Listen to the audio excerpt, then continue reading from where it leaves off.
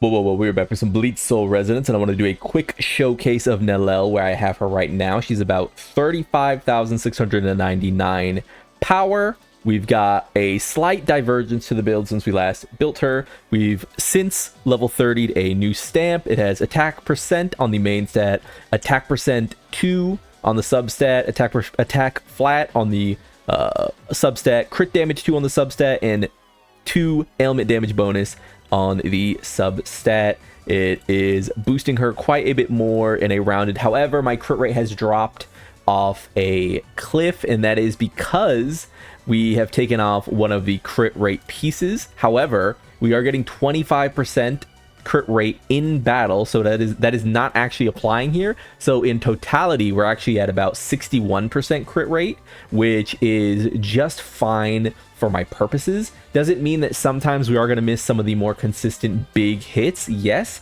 but until we get a piece to fill in for this piece, this is the piece I'm trying to replace over and over and over again. If there's one piece I'm trying to replace, it's this one, and it's because I want to get an attack percent on the flat here, and I want to get crit rate to fill in for one of these spots, either crit damage or crit rate or ultimate charge rate. And I mean, my ailment damage bonus is going to tank from that, but I do think it'll be worth it. I tried rolling this piece. I could not bring myself, though, to raise it because I would rather have ailment here instead of ultimate charge rate. It just wasn't enough. The reason I rolled it is because if I hit crit rate twice, maybe it could have become something. But because it hit defense, crit rate, and then the ultimate charge, I mean, it's not going anywhere. It's just going to get dusted.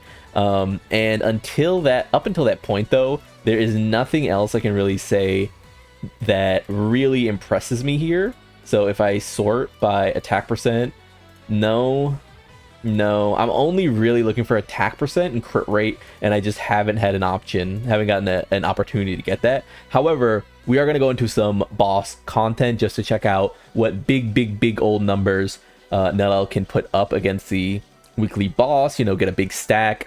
I do think that my record was about 100 million-ish with Aizen, but for this, and you can see that we're getting a 5.5% guild buff right now, so not the highest it could be. If I waited longer, I could get a lot more of that guild buff bonus, and it could look even more absurd, but this is the team we're going to go with. Kenpachi at 38,000, Yudahara, of course, at 34,000, and Nelliel almost at 36,000. She's at 35.6. And yeah, so 61% crit chance, a little bit more ailment mastery, a little bit more crit damage than we had before, and I think it's going to look pretty good for her. What we're going to be trying to do is get Nelliel in pretty often. We're going to be trying to cycle Kenpachi out. This team feels really tight, but you have to play it tight. If you stutter in any which way, I feel like you lose quite a bit of damage, and you do want Nelliel working, you know, working. So we'll record that and we'll get into it. Whoa, we are back, and let's get into the actual fight here. So as we said before, we don't have too much of the guild buff running, and this will be a pretty minor assistance when calculating the overall damage, but we should be seeing pretty good numbers. I mean, Nelliel seems to be everything that we saw on the tin, even though she is literally, it seems to be bugged when it comes to being run with Gin, which is very funny because if you use her, you wouldn't really think so. So it is kind of interesting that she is currently like suffering in a way, and as I said, you almost wouldn't even really know it because she is just so broken.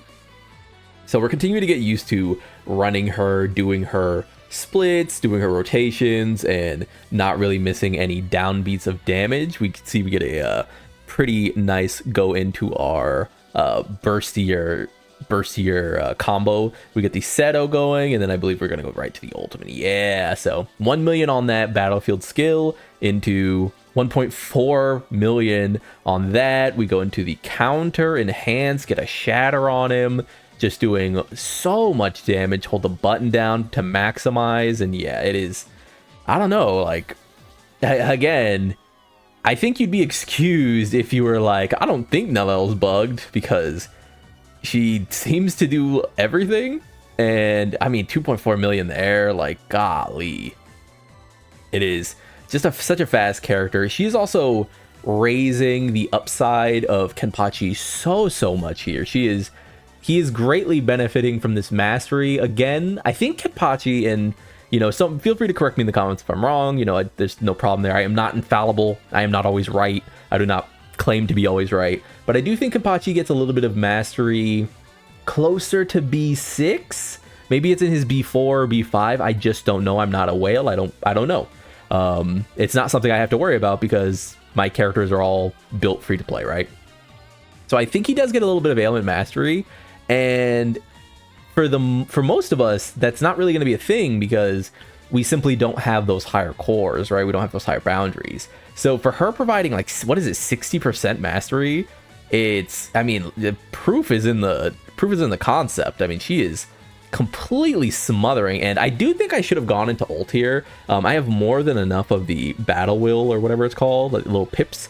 So I do think that we get a little lag there. I do think we could have just committed, and we don't need to be so stingy with our ults. But yeah, I mean, there she goes blasting again. We actually managed to break him before he can do his counterable attack, so that's actually probably worse for us. But we do try to get into this Kisuke ultimate before we actually cash out with our girly pop here, and it should be right around here. Yeah, I'm trying to maximize it as much as possible. I do miss the spiritual break though. Let's see how much damage you get.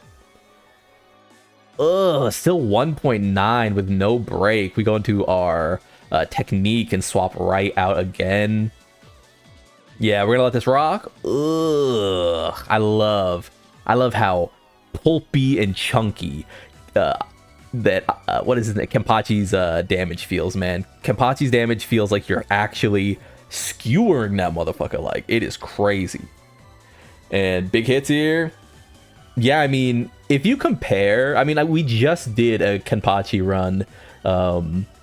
We just did a Kenpachi run with Aizen prior, like in the last few days. And if you compare the output on his ultimates, the output on his cleave effect, it feels pretty observable, right? Like, I'm not crazy when I glaze a little bit there. I tried to counter there, but for whatever reason, it didn't go off. But yeah, I don't know. It feels like I can just eyeball Kenpachi. We didn't crit there, which is why that didn't do that much damage, I believe.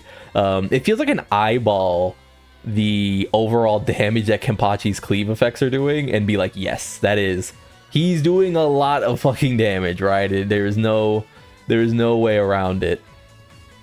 But yeah, we're about to finish off. We have 25 more seconds of burst to dish out, and we're trying to maximize as much as we get. We throw the spear. Ugh, still 1.1 million, and given we are in the last few seconds of this boss being alive, which usually means that we're going to be doing much less damage. We hit everything and go out into our smash. I assume we're gonna get a Seto and then a Kenpachi ult to finish us off. 400,000, and the boss is taking reduced damage here. He's taking reduced damage because the fight is at 278,000 there, so that should, like, complement my point. And as we just sort of finish off, get our last bits of damage here and go into the actual outro. But I mean, golly, right? 111 million. We'll get into the rest here. And there you have it, a B0 A0 core stamp 0 Nelliel, only 29 million damage shy of keeping up with a B1 Kenpachi with better gear. Let's be honest, my Kenpachi is pretty kitted. My Kenpachi had 3 weeks of build time, whereas Nelliel is working on day 2 gear, still getting her pieces together. I'm out of gold because we're free to play out here, so we only have so much stamina and everything to go around. And also the trial towers have not reset. But yeah, like 9 million on the Verde Rush anomaly, and quite a few millions packed into these bits and bobs of damage as well. One thing I'd say about this like spread of damage is that imagine if my crit rate was like 10% higher. If I was at like a consistent 70-ish% crit rate, which all I need to do to get there is literally just get a slot 1 piece with any amount of crit rate on it and get it to level 30. and I would have 70% crit rate, which is quite a big jump. Like the difference between having Kenpachi at like 70% crit rate and having Kenpachi at 50% crit rate is crazy, right? So that's not even, you know, mentioning how much ailment damage that she's actually contributing to Kenpachi's overall damage. I mean, it can't really be understated the support she's giving. And if we just, you know, pull out over here and go to her kit, she's lowering ailment resistance that stacks up to 10 times, 20% there. And it's just like where is the other one? She gives 60% increased ailment mastery here as well on the battlefield skill. Like this is a real deal support. Like this isn't just, oh, she helps a little bit, right? Like these abilities that she has and these huge modifiers that she has, you'll start to see them really explode. I'm just going over them because as you sort of see the just huge amounts of raw numbers this character has on her side, right? And yeah, the damage and spiritual pressure reduction rate of this counterattack are reduced by 50%. That's for the actual counterattack she gets from using her ult, but you still see it like really bop the enemy, right? When she uses that in her ultimate, it is pretty substantial. There's just like ailment mastery, increases ailment mastery by 20% during battle as well. That's another thing. Also reduces all type resistance by 15% when you hit them with the ultimate. Like this character is stacking up debuffs, stacking up meaningful assistance for your various like ailment characters. And I mean, as you saw, 111 million completely free to play, 5% off of the guild buff bonus. I mean, this isn't the end of the week where, you know, everyone in my guild has contributed to the guild buff bonus and, you know, we've got all this extra damage floating around. This is the same day that reset. Like I'm literally not woke up, but I literally got on 20 minutes ago to record this, and, you know, no one's really on to, you know, buff up that boss fight. So that's just all her dolo. Like I said, 61% crit rate here. Imagine if I was like right here and I had crit rate and let's say it was, I just want to go on. Yeah, crit rate. Imagine if that was 11% more crit rate, right? It could be any amount. 11% more crit rate puts me at 47 plus 25%, right? Takes me to like 62, 61, something like that, or 72, 71. That's meaningful. That's really meaningful. Being at 70% is like the most you can ask for, I feel like, as free to play. And I mean, like to Aizen's credit here, he's at 56%. And you've seen my Aizen hits pretty hard, pretty consistently. So yeah, I think that's where I would like to park her. 67% here, right, is where Kenpachi is, and once he's got these two buffs up, he goes up to 80% or 87%. So that's like another one to consider, right? Is like if Kenpachi is that consistent with his 20% buff, man, I can't wait, like I said, to get a better slot one piece here and actually start doing some real deal critting damage. Like if could I sort by crit rate here, and like who has the highest? Is there any way to, I would love to be able to, one second.